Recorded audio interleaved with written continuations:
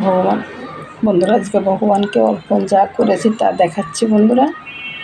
এই যে বিভিন্ন রকমের একটু ভাজি করেছি,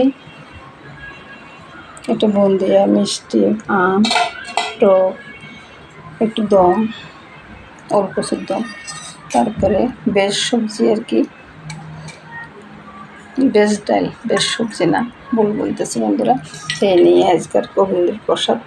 নমস্কার বন্ধুরা, ভোগ দর্শনটা করুন বন্ধুরা।